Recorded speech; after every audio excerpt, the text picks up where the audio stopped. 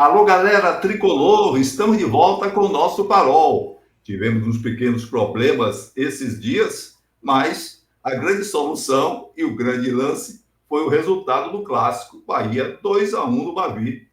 Claro, um resultado de uma equipe que é melhor, de um treinador que é mais gabaritado. Mas clássico é clássico, Diego. É isso aí. Tô vendo assim uma atmosfera geral de até certo desânimo da nossa torcida, né? Que talvez esperasse um resultado mais elástico pelas circunstâncias, pela diferença de qualidade dos elencos. Mas foi o que você falou, é clássico, é um jogo sempre diferente, né, dos jogos normais e o Bahia saiu com esse triunfo que classificou o Bahia e ainda coloca o rival numa situação muito complicada dentro da Copa do Nordeste. Então não deixa de ser um resultado para se celebrar. Vamos falar tudo sobre esse jogo e já projetar essa partida do domingo. Estamos gravando aqui no sábado contra o Maranhão, que é um jogo que para o Bahia significa mero cumprimento de tabela. Vamos olhar como é que está a Copa do Nordeste e falar tudo sobre esses jogos. Vamos tocar nossa vinheta só para iniciar os trabalhos. Vamos com ela.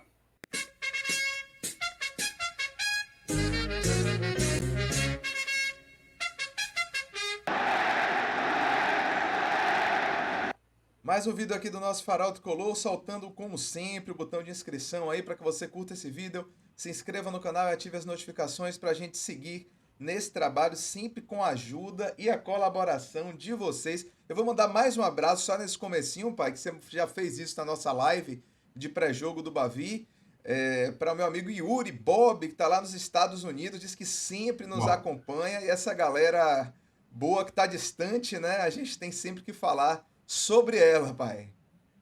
é verdade, um abraço para ele, para todos os nossos amigos também, a galera da família que vive na Espanha hoje em dia e acompanha o nosso trabalho, e outros amigos de várias partes realmente que acompanham o nosso trabalho. Agradecemos bastante.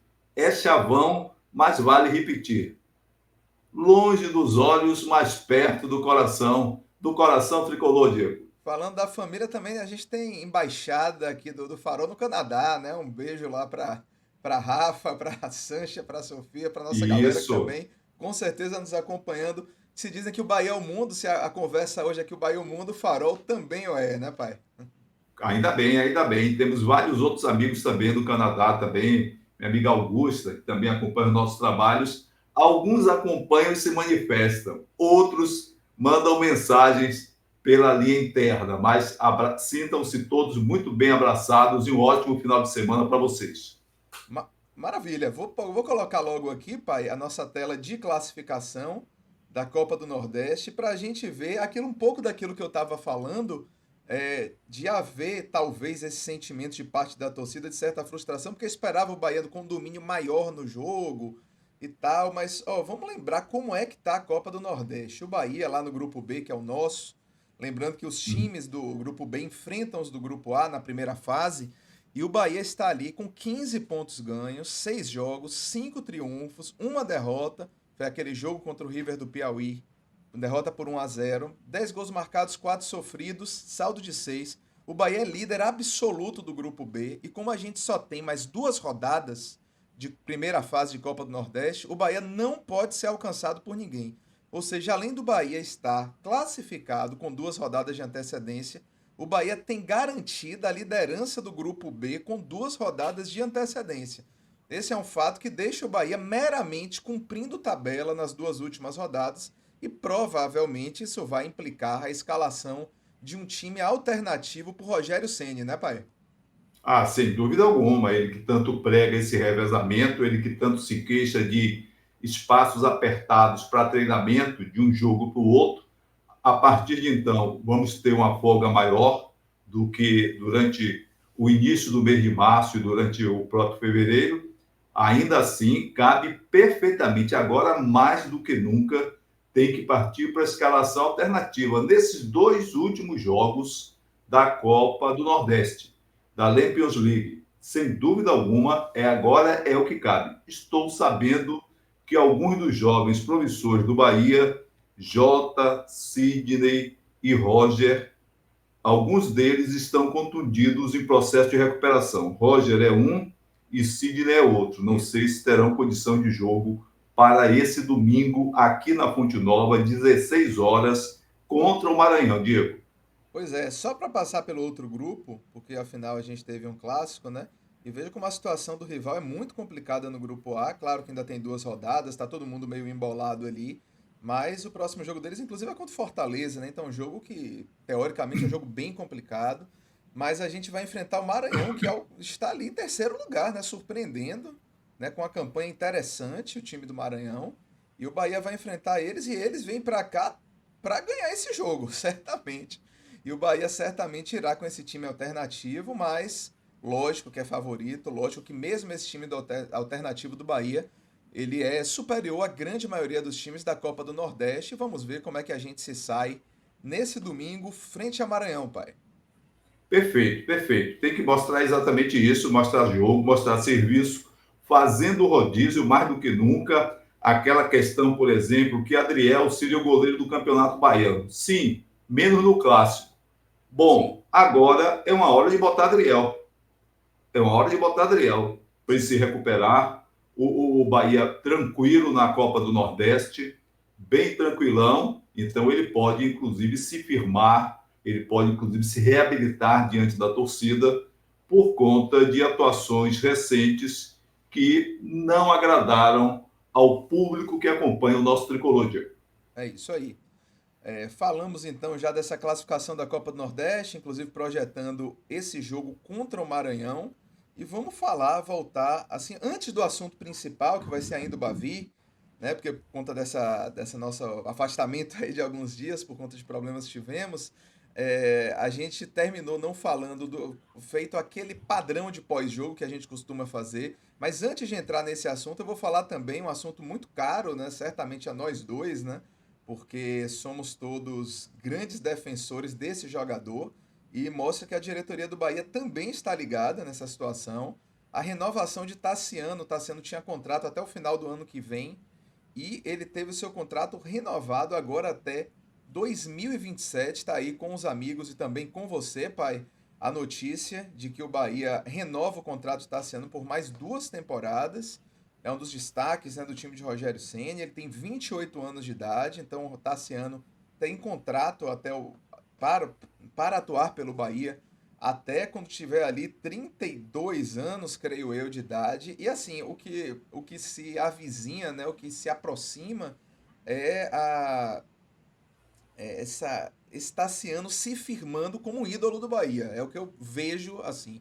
Se ele cumprir mesmo esse contrato longo e continuar entregando como entrega, com o desempenho que tem, com a performance tanto de qualidade quanto de entrega mesmo, de raça, de identificação, eu não vejo outro caminho senão Tassiano em breve, ainda mais se o Bahia conquistar um título relevante, títulos relevantes ao longo desses anos, de Tassiano se firmar realmente como ídolo do clube, né, pai? Ah, sem dúvida. Para mim, ele já é ídolo do Bahia. Eu já falava isso desde a primeira passagem, quando o Bahia não fez a menor força para que ele ficasse. Era uma outra gestão, mas não fez a menor força. Ele teve uma proposta de fora, trouxe tantos jogadores que juntados davam o dobro do que Tassiano ganhava, mas havia aquela brecha e nessa gestão atual houve esse retorno, aconteceu esse tipo de mobilização para que ele fosse contratado. E eu sempre disse, desde a primeira passagem, não sei mais do que ninguém, e eu dizia, Tassiano era melhor do que aqueles todos que o Bahia teve nesse tempo, daquele tempo para cá.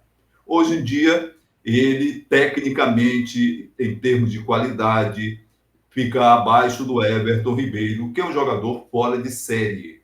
Mas, na minha opinião, briga bem com o Cauli, que tecnicamente tem mostrado mais habilidade do que ele, inclusive, mas, como você disse, em termos de entrega, em termos de disposição, não tem nenhum jogador do Bahia que mostre o que está sendo mostrou e tem mostrado. O que ele tem que fazer também é apurar um pouco mais na finalização. Quase todo jogo, Tassiano tem chance de fazer mais um ou mais dois, como, por exemplo, nesse clássico recente. Eu não me pego muito ao clássico, acho importante, claro, tomara que a gente vença os clássicos que vem por aí, mas tem gente que fica muito. Aí o clássico, só para trazer para o nosso público que acompanha, se tem uma equipe que tem sido destacada recentemente no Campeonato Brasileiro, no Nordeste, foi o Fortaleza. O Bahia sempre. mas o Fortaleza chegou a ir para a Libertadores, chegou a ocupar posição no futebol brasileiro em termos de classificação do nosso campeonato. O Fortaleza perdeu de novo para o Ceará. Alguém pode dizer, aí você está lá, você falando aí, dizendo que clássico você olha, mas não bota assim como elemento tão forte. Por exemplo, essa derrota do Fortaleza para o Ceará, que foi quarta-feira passada, representou o seguinte: desde 21 de fevereiro de 2001, que o Fortaleza não ganha do Ceará.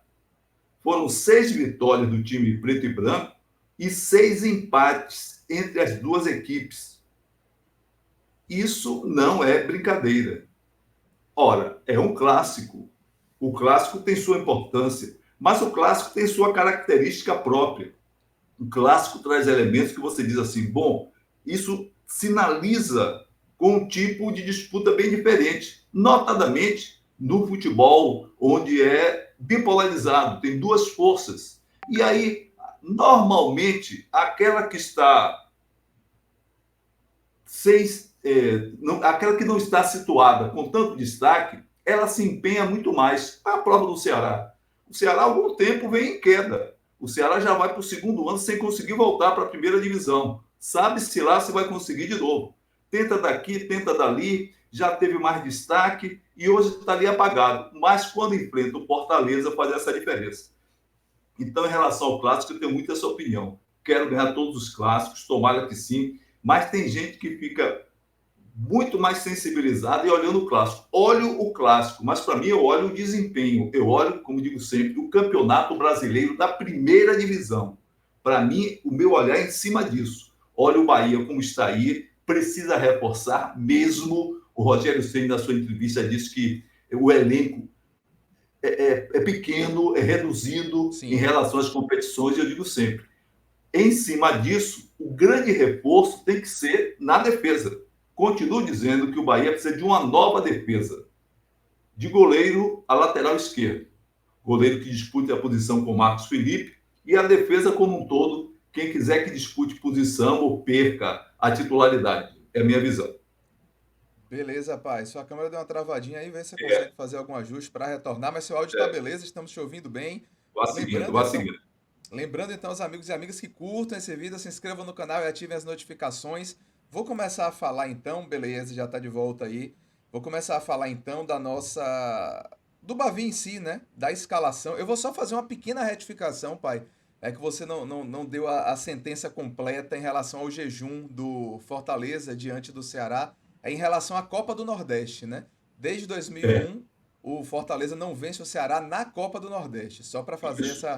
essa observação, porque lógico, não, cearense e tudo, em outras Ah, competições não. houve Copa do triunfos do Nordeste. O Fortaleza. assunto é Copa Mas do no Nordeste. torneio regional, de fato, são É. 21 anos sem o Fortaleza vencer o Ceará, exatamente com essa estatística que você passou aí, mas só com essa observação que foi referente à Copa do Nordeste, ao torneio regional. Vamos falar então da escalação do Bahia. Eu vou colocar a escalação aqui de pano de fundo. Vamos falar um pouquinho sobre o andamento desse Bavi, né, desse jogo, para a gente depois puxar também a sua avaliação aí dos jogadores. Deixa eu compartilhar contigo, a galera de casa já está vendo, né, com destaque ali de Cauli e tá aí também para você, pai, a escalação do Bahia do Tranquilo. Bavi. E o desenrolar do Bavi foi o seguinte, foi de um adversário que começou com uma postura interessante, na minha visão inesperada, de avançar um pouco as linhas, né, pressionar um pouco a saída de bola do Bahia, e assim, após um erro de Rezende, de domínio de bola, Rezende jogando ali pela lateral esquerda, a gente falou sobre isso bastante no pré-jogo, a gente dominou mal, o Rogério falou que ele ainda deu um escorregado, que é verdade, mas ele deu uma engrossada lá, ele, né? Realmente dominou a bola errado e cedeu essa bola para o jogador do rival. Ele conduziu a bola, tocou, né, para Alejandro, o atacante. Alejandro acertou realmente um chute de rara felicidade, indefensável para Marcos Felipe, que foi nela, se esticou, mas fez um belo gol. Uma cacetada ali no ângulo direito do goleiro do Bahia para fazer 1-0 para o Vitória, ali quando tínhamos, só para confirmar aqui, o tempo de jogo, 9 minutos, ou seja, um iniciozinho de jogo ali que o Bahia não começou bem, né? O Vitória subiu a marcação, pressionou, subiu as linhas, como se fala hoje em dia, pressionou a saída de bola e nesse erro de Rezende, O Vitória fez 1-0 e o Bahia continuou, talvez Só um abalado por minutinho, esse. Diego. Oi? Só um minutinho. Eu quero fazer uma observação aqui, o seguinte. Sim. Foi um belo gol do adversário, mas foi um gol bonito, foi um gol bonito. Acertou um chute fantástico. Parabéns. Dificilmente ele vai fazer isso de novo na carreira dele. Mas acontece o seguinte: tem que se frisar a estupidez da escalação de Rezende de lateral esquerdo. Sempre falei isso. Se não tiver alguém, tiver contundido, cartão vermelho, cartão amarelo, terceiro amarelo, o que for, não deu para jogar, não teve ninguém. Ah, aí você vai lá. Mas se você tem, o que Rezende mostrou ali é que ele não é lateral esquerdo. É novidade para alguém isso aí. Ele apenas disse assim: eu não sou lateral esquerdo. Quer ver? Ele estava ali na posição em que escorregou, a bola não sei o que, não sei o que, a bola veio do peito dele. Ele deu um espaço muito grande com o jogador próximo a ele. Bom, na sequência, quando depois de Rezende entregar o ouro ali, entregar o dólar, o cara vem, avança e a defesa do Bahia vai caminhando para trás. Cuesta fez isso. Não deu, ninguém chegou, defesa assim, deu nem um susto, fez de conta que ia partir para cima do cara. O cara já foi visualizando. E Marcos Felipe estava muito adiantado. O chute do adversário foi muito feliz, foi um belo gol, todos os méritos, indiscutivelmente. Mas Marcos Felipe estava adiantado demais para meu gosto. Pulou, se virou, não dava para ele. O que é que Marcos Felipe estava fazendo tão adiantado no lance como aquele? Quando a defesa vinha dando para trás, o que é que Marcos Felipe tinha que estar tão adiantado? Então, todos os méritos para o adversário, todos os méritos, e o erro de Rezende foi crucial. Mais uma vez, a defesa do Bahia mostrou que taticamente se comporta errado. Eu não me lembro em tempo de futebol o atacante avançando e a defesa caminhando para trás, de costas, recuando cada vez mais. O goleiro avançadíssimo, sem a menor necessidade. Se o goleiro tivesse na meta e tudo, fatalmente seria gol. Grandes possibilidades que fosse. Mas quem estava, o cara que pressentiu isso, viu o lance, ele disse: ó, tem um buraco ali. E o que é que teve? O posicionamento do Marcos Felipe, ele foi referência para o chute do cara. Então, há que se fazer essa observação. Eu fiz essa observação, nós não tivemos condição de fazer o pós-jogo logo depois do clássico. Ainda bem que o Bahia ganhou. Se tivesse um resultado negativo, já não fizeram porque o time dele perdeu. O time ganhou e não deu para fazer. Outras condições que não nos permitiram isso. Mas eu tinha isso anotado. É só conferir como é que foi o gol dos caras. O experimentadíssimo, experiente Victor Cuesta, ele vai de costas, andando para sua própria meta. O cara veio andando. Olhou para lá, viu o goleiro muito adiantado para o lance que era. Se tivesse na meta, poderia ter tomado o gol. E se Cuesta fosse para frente, podia tomar um drible e o cara acertar outro chute. Não estou discutindo isso, estou dizendo o que foi feito, o que eu vi e o que eu anotei. Falha brutal de Rezende, próprio de quem não é lateral esquerdo, próprio de quem atua no meio de campo. Quem atua no meio de campo normalmente tem um espaço maior. E na posição que Rezende atua, não é tão próxima da meta essa posição. Ali onde ele perdeu no meio campo, teve isso, na intermediária, quase no bico da grande área. Essas observações eu tinha notado. Pronto, eu vou discordar em relação a Marcos Felipe.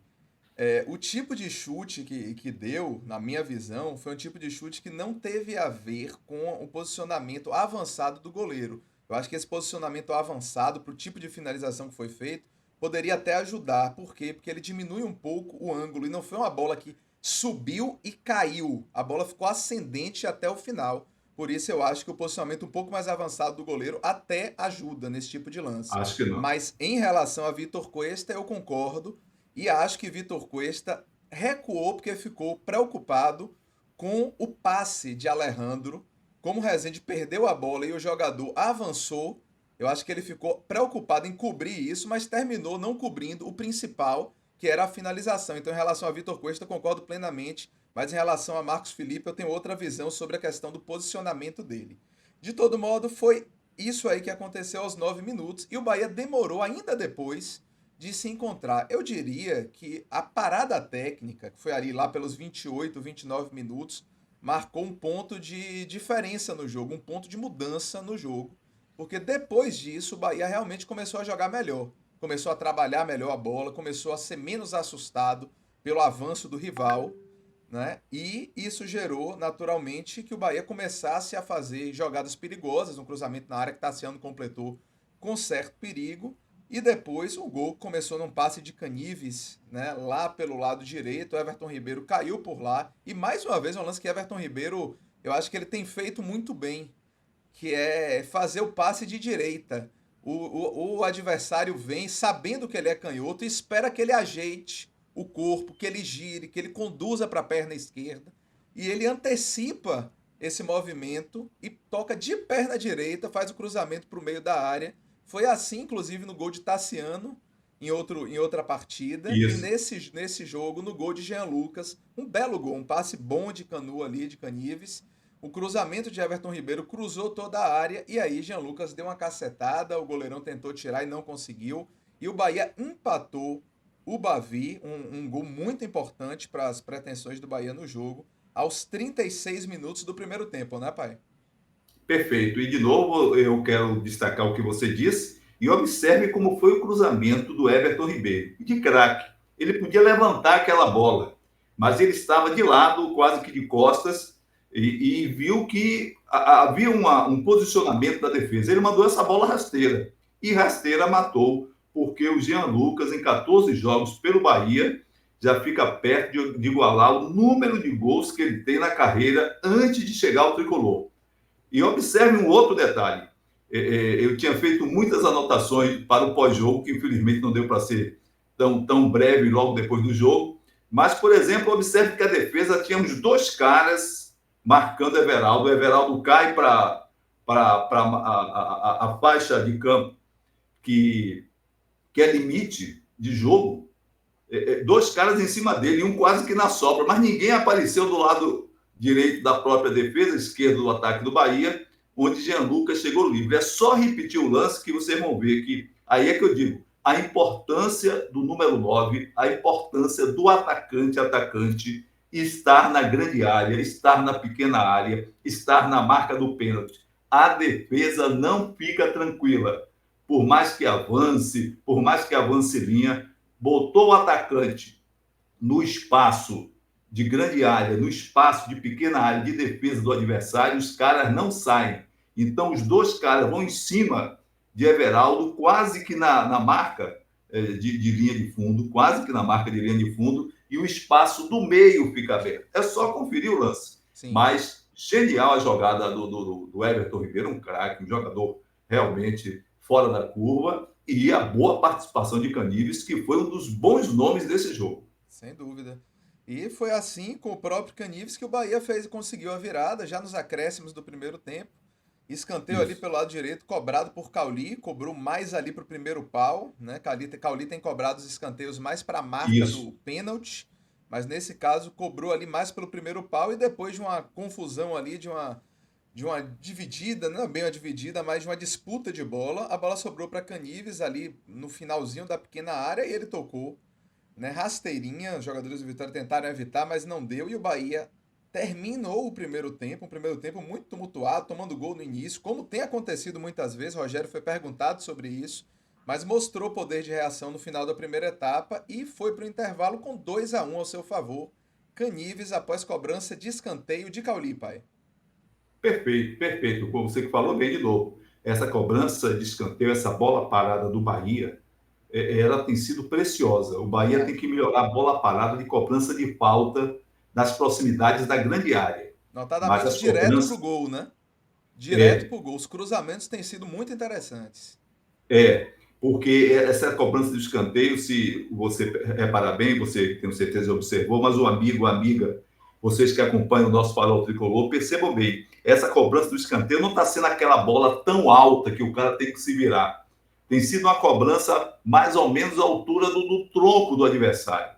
Ela vem caindo e o cara fica meio sem ação. Quem está de frente é o atacante. Então ele chega bem. A defesa rebateu fraco e de novo uma sobra de bola ali no meio, sem marcação, sem marcação, pelo menos marcação mais próxima, Sim, Canives botou para lá, um chute inclusive fraco, não sim. mandou nenhuma bomba para o gol, mas foi suficiente para definir o marcador desse jogo, Diego. Pois é, de perna esquerda também, né? Ele é destro, então teve que Isso, se virar de perna esquerda. O chute não belo saiu detalhe, foi isso tão mesmo. forte, mas saiu bem colocado e deixou o Bahia tranquilo para a segunda etapa. Tranquilidade que aumentaria com a jogada ridícula, né? Tosca do jogador Matheus Gonçalves, que entrou, tinha entrado bem no primeiro Bavi, jogador do rival. E aí, 2 minutos depois de entrar no jogo, Caio Alexandre, eu acho que Caio Alexandre não esteve muito bem no Bavi, mas a presença dele, a provocação, né, a catimba que ele exerceu acabou por incomodar os rivais e Matheus Gonçalves deu um pontapé nele sem bola, um lance ridículo, inacreditável, né? Mas Violento, problema deles ridículo, lá. E mais aos do que 21 minutos do segundo tempo, o rival ficou com um jogador a menos, pai, com essa expulsão de Matheus Gonçalves, que deu ao Bahia, notadamente, ainda mais tranquilidade na partida. só para lembrar, no clássico anterior, o Bahia ficou com 2 a menos. Sim. E não teve esse drama que estão aí. Teve gente falando sobre o árbitro, inclusive. Uma repórter, inclusive, perguntou ao Rogério Ceni na coletiva: olha, torcedores falando sobre árbitro, não sei o quê. Depois, olhando pelos blogs da vida, eu vi quem são os torcedores. Alguns blogueiros aí, torcedores, que estavam falando isso. Alguém, Rogério Ceni com habilidades torcedores. Tinha torcedor no jogo de hoje? Ah, não, não. Os jogadores. Ah, jogadores, sim, sim. Aqui Sim. tem muita calma. No jogo anterior, o Bahia teve 2 jogadores expulsos. A expulsão de Jean Lucas foi descabida. Não existiu Absurdo. nem razão para ele ser expulso. E Sim. nem por isso rendeu tanto. Agora fica rendendo gente dizendo que o árbitro foi isso. Esse árbitro é fraquinho. Esse árbitro... E é FIFA, hein? Coitado do futebol, coitado da FIFA, coitado de quem acompanha esse esporte com essas arbitragens aí. Antes do jogo, eu tinha falado, pela nossa linha interna, que esse árbitro era fraco. Fraco para um lado, fraco para o outro. Mas no lance, não tem a menor dúvida. Aquele lance não era para expulsão. Aí depois vem, o Bahia fez uns gols e fez provocação. No jogo anterior, quando o Bahia perdeu, teve provocação também. Então é Aham. preciso que diga as duas coisas. Como eu Lógico. digo, eu torço, mas não distorço. Eu, particularmente, sou contra essas provocações. Não é do meu Também. estilo, nem do de Diego. A gente Também. conversou em off, conversou com o nosso Bernardo também sobre isso. Não é do meu estilo, mas está aberto para isso. É do futebol, alguns acham que cabe, desde que não seja desrespeitosamente e mais do que nunca. Nesse jogo era torcida única.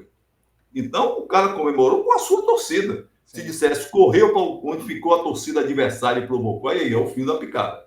Aí é provocar, inclusive, conflito, provocar, inclusive, briga. Não foi o caso. O jogo com a torcida só. Para mim, não precisa nem nada disso. O resultado é que a grande comemoração é o resultado. Saiu ali, olha para o placar, ó, e tudo. Mas vida que segue. O clássico faz parte do calendário. O clássico não define o campeonato, como eu disse. Isso aí não era uma decisão de campeonato. E não é uma decisão de se manter na primeira divisão do futebol brasileiro. Para mim, continuo dizendo, acompanho o futebol, acompanho o Bahia, acompanho os jogos, acompanho as competições, mas, para mim, o que define o posicionamento de um time no futebol brasileiro é estar na primeira divisão, se manter na primeira divisão, honrar a participação na primeira divisão. A partir daí a gente conversa um bocado de coisa. Não é Beleza. Ceará, não é Fortaleza. Pois é, beleza.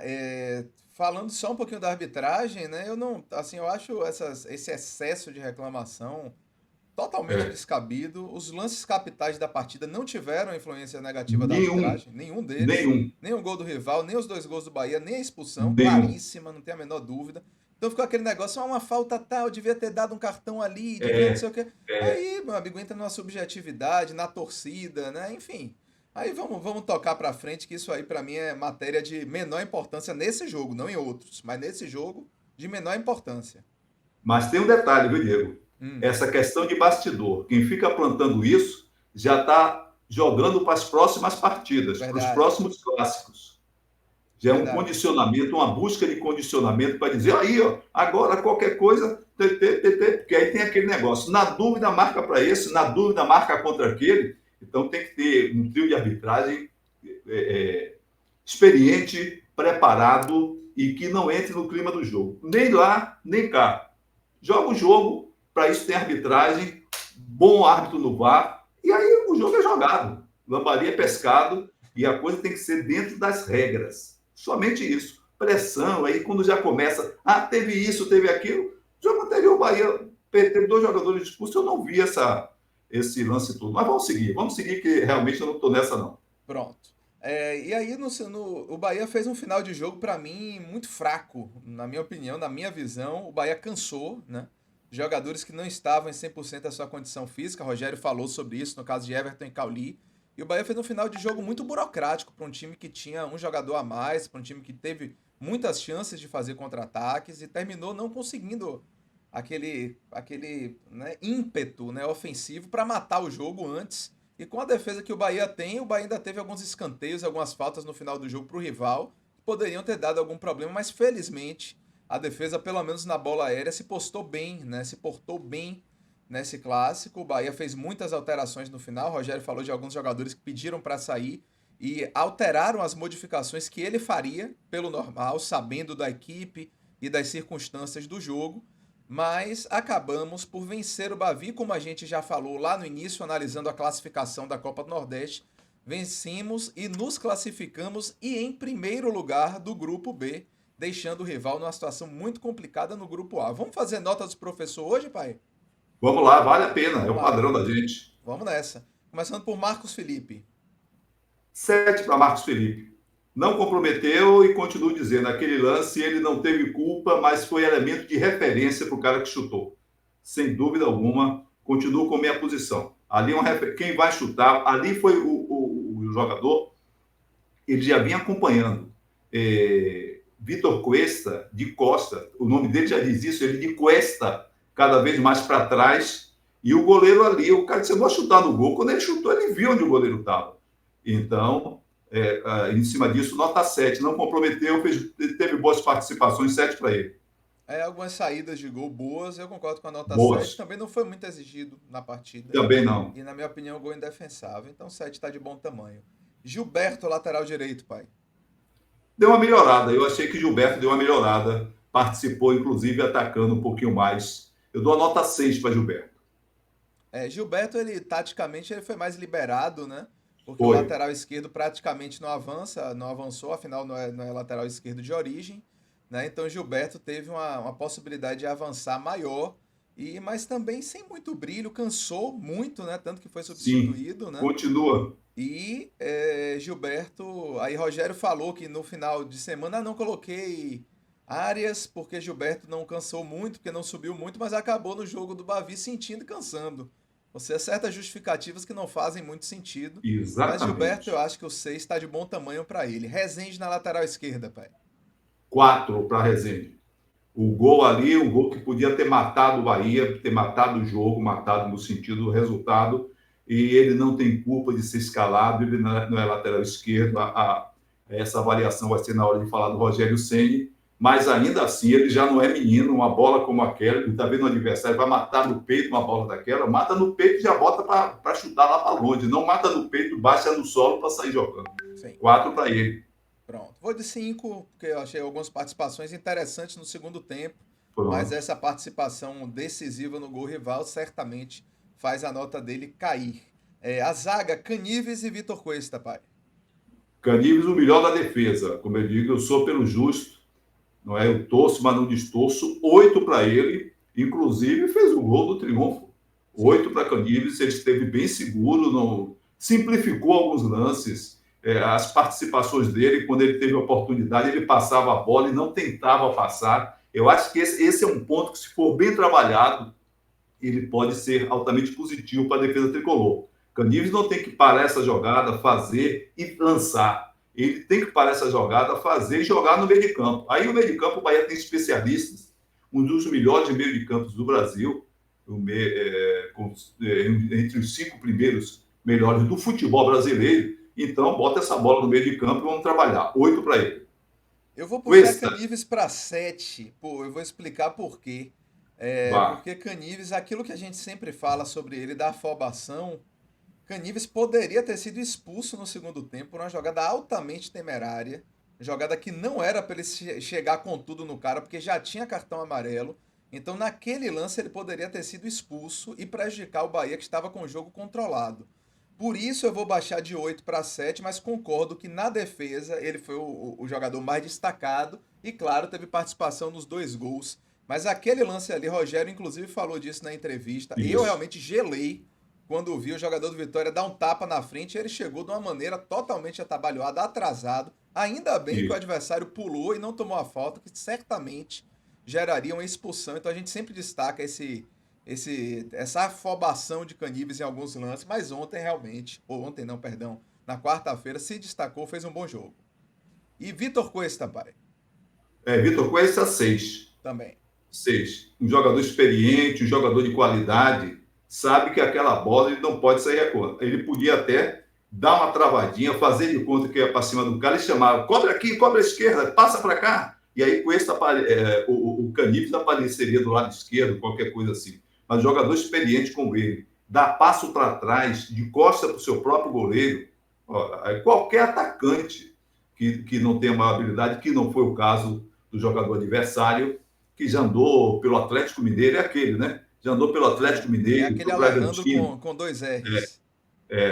Pois é. Então, qualquer atacante como aquele, só, o cara tá dando para trás, eu vou andar. Eu vou partir para cima dele. O cara dando para trás, eu vou partir para cima. Ou alguém acha que o zagueiro dando para trás, o atacante vai recuar a bola para o meio de campo. Lamentável. 6 para Vitor Cuesta, para mim, é a pior atuação dele. E lance Alguns lances. decisivo. A Alguns posição lances. de Cuesta é para lance decisivo, jogador experiente, Sim. rodado, internacional, que já tem um tempo vivido no Brasil. Então, falha brutal e falha em lance decisivo. É tipo árbitro que não marca pênalti ou que marca pênalti que não O existiu. O goleiro lance ali toma um define frango. o jogador. Atuação. Cuesta, ele fez algumas jogadas importantes também no segundo tempo, né? Sim. Mas no primeiro tempo realmente participou negativamente do gol. Acho que o 6 está de bom tamanho. No meio de campo, Caio Alexandre e Jean Lucas, pai. Vou falando de duplas aí, mas você classifica como quiser. O que é que você achou de Caio Alexandre? Caio Alexandre continua esperando uma melhor atuação dele. Continuo Caiu nos esperando últimos a atuação de jogos. Caio O desempenho Alexandre caiu, como nos concordo. tempos.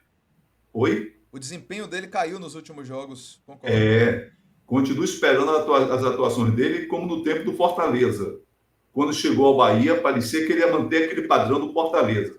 Continua sendo um jogador vibrante, um jogador que canta o jogo, que grita, que chega junto, toda essa coisa. E que também tem qualidade no passe e no lançamento. Mas nesse jogo de quarta-feira, ele continuou abaixo da minha expectativa, nota 6 para Caio Alexandre. De acordo. Jean Lucas, A Jean Lucas tem uma nota 8. concordo. Jogador de qualidade, ele que vem mostrando serviço em 14 jogos pelo Bahia, tem essa pontuação e tem uma boa participação. Ele, nesse jogo, nesse clássico, ele foi bem à frente, soube manter também a posição de meio de campo. Ele não foi à frente abandonando o meio de campo, ele saiu na boa, saiu na certa. Então, 8 para ele. Concordo. Para mim, melhor em campo. Para mim, melhor em campo, o Jean Lucas. O Jô fez o gol, participou muito bem defensivamente e ofensivamente, Isso, cobriu o campo, matou contra-ataques, chegou bem sem à dúvida. frente. Para mim, melhor em campo, o Jean Lucas. Concordo com a nota 8. Tassiano, pai. Olha, Tassiano, para mim, é sempre bom, mas ele esteve abaixo de Jean Lucas. Eu dou a nota 7 para ele, pela qualidade, pela luta, pela entrega, pela disposição. Tem que dar uma treinadinha nas finalizações. Aquela finalização que ele fez encobrindo o goleiro há poucos dias ali foi preciosa. E ele perdeu mais uma vez uma chance, uma em bola alta, que aí tudo bem que não é especialidade, mas teve cara a cara com o goleiro, podia definir o placar, dar uma folga tranquila, mas é um grande jogador para mim, o melhor jogador do Bahia, não um grande craque, mas o que joga mais, que joga melhor, que dá mais resultados e continuamente, não é aquele cara de carreira solo, de vez em quando ele vai fazer um grande show, não. O show é sempre bom, às vezes até acima desse tom que eu considero bom. 7 para ele, Diego. Beleza. Aí vamos para Everton Ribeiro e Cauli, a linha dos chamados craques, né? A linha mais da frente. O que é que você achou deles, pai? 7 para um, 7 para outro. Podia ter rendido mais. O Everton Ribeiro, inclusive, foi decisivo naquele lance, mas para a qualidade que ele tem, para o futebol que ele tem. E trago a observação. Everton Ribeiro e Cauí, na véspera do jogo, passaram mal, tiveram problema de Sim, saúde. O verdade. Everton Ribeiro praticamente não dormiu. Então, são elementos que eu considero, mas nem por isso a nota aumenta. Eles se sacrificaram, foram para o jogo no sacrifício, tiveram a sua contribuição importante, 7-1, 7-8. E pelas queixas dos outros jogadores, eles tiveram que ficar até o final, porque a ideia de Rogério era modificar Claro, tanto um como o outro, mas outros jogadores queixaram, outras necessidades surgiram, então é, eu acho que o 7 premia esse esforço que fizeram para estar presente no perfeito. clássico, né? E queira ou não queira, quando a gente para ver os gols, o primeiro gol é uma assistência de Everton Ribeiro e o segundo Isso, sai de um escanteio cobrado por Cauli. Então, vale isso. esse 7 aí, eu acho que é justo para os dois pelo esforço e porque afinal participaram dos gols. É, e por fim, Everaldo, do time titular, pai. Bom, o Everaldo fez o papel dele de, como eu digo, jogar na área. Uma parte da torcida realmente exige muito, pega no pé, mas eu observo pelo conjunto da obra. Eu dou uma nota 5 para o Everaldo, porque ele participou, ajudou no conjunto, mas na especialidade ele se apresentou pouco na contribuição, na finalização, na chegada, mas, volto a dizer, no primeiro lance ele levou os dois caras com ele ali para a linha de fundo e deixou o buraco no meio, onde o Bahia aproveitou e fez 1-0 com o Jean Lucas. Eu achei que 5 você ia para dar uma ele. nota maior. Eu É, achei até que você ia dar nota maior. Então hoje, assim, ineditamente, eu vou subir um pouquinho a nota de Everaldo. é. Normalmente você vê mais 6, as né? qualidades dele. Eu vou subir para É, 6 a nota de Everaldo. 6, 6 está mais justo, é verdade. É, mas 6 ele é mais justo. achei Inclusive, muito, é, muito bem visto. escondido em boa parte do jogo, mas teve essa É, participação por isso. legal no gol, né? Mas eu vou ficar com a nota 6 para 6 é melhor, é Everaldo. mais justo. Rogério Concordo. Ceni, que eu normalmente esqueço, mas dessa vez vou chamar enquanto a gente já volta para nossa tela principal aqui, para acionar o botãozinho de like, de inscrição. Rogério Ceni, para a nota dele para a gente fechar. Olha, se fosse para quem torce e distorce, daria um 8, 9, porque o Bahia ganhou o clássico e tudo. Mas para quem torce e não distorce, o Bahia começou mal a partida, tomou o gol primeiro pela bagunça que foi estabelecida na escalação de Rezende, lateral esquerdo, essa insistência absurda, descabida e perigosa mostrada no clássico. Volto a dizer o que falei há poucos dias no nosso Farol Tricolor, nossa participação, acho que foi na última live. Esse tipo de escalação que bagunça a defesa contra um Flamengo, contra um Palmeiras, contra um Grêmio, pode se reverter no resultado desastroso. Verdade. Porque um time como esse faz um gol logo cedo, um time de um porte desse aí, faz um gol logo cedo, encontra umas tantas oportunidades, mata o jogo no primeiro tempo Pois e é, com folga de gols. verdade. Então, não pode fazer essa brincadeira aí. Desculpe, a brincadeira é uma expressão ruim. Não pode fazer essa aventura. Isso é uma aventura. Insistir com Rezende de lateral esquerdo, tendo a opção de Luciano Juba, não dá. Não dá. E trazer essa composição atrapalhada, que o próprio defensor fica. O Vitor Cuesta ficou sem ação mesmo. Foi culpado também por dar para trás. Mas ele ficou sem ação. O que é que se faz agora? Se tem um buraco do lado direito, do lado esquerdo da defesa, o lateral esquerdo não estava lá, já tinha dado a bobeira. Sim. Tá? Então, 6 para Rogério Ceni, porque não dá para ficar fazendo um tipo de composição defensiva na base da aventura. Para mim, isso é aventura. 6 para Rogério Ceni. Pronto, eu vou subir para 7, Rogério Ceni, e eu vou assim, para premiar o resultado. Né? Eu Claro, assim concordo que essas eu escolhas entendo. são altamente contestáveis, né? Mas vou subir para 7 para premiar o resultado, porque afinal, apesar de todos esses equívocos que a gente observa, que a gente aponta, inclusive aqui no nosso farol, Rogério acabou que entregou uma condição muito positiva para o Bahia de primeiro do grupo, um Bahia que é classificado em primeiro do grupo com 2 rodadas de antecedência, está ali na final do Campeonato Baiano também, e aos trancos e barrancos classificado na Copa do Nordeste. Então eu vou subir um pouquinho para 7 para premiar esses resultados bons Isso, que o eu Bahia entendo. acabou tendo, mas eu concordo com suas observações em relação a essas escolhas contestáveis, esses riscos desnecessários. Vamos concluindo que a gente já fez, assim, passou um pouquinho, inclusive, da nossa previsão de tempo, mas tínhamos muito assunto para falar hoje. Vamos pedir mais uma vez que a galera deixe o like, se inscreva no canal, ative as notificações e a gente volta em breve, certamente falando sobre esse Bahia e Maranhão do final de semana, já cumprindo tabela no Copa do Nordeste, mas ainda assim um jogo oficial, um jogo que vamos ver como é que o Bahia vem e como é que o Bahia se sai. Valeu, galera, até o próximo vídeo e bora Bahia! Eu quero concluir, Diego, ainda dizendo que o Bahia tem a melhor média de público em 2024 no futebol brasileiro. Claro que abaixo do Flamengo, outros que tais, mas é a quinta melhor média de público. Problemas aí na nossa imagem, bora Bahia, vamos ganhar também com o Maranhão com a equipe alternativa da nossa parte. Tchau, tchau. Valeu, até o próximo vídeo.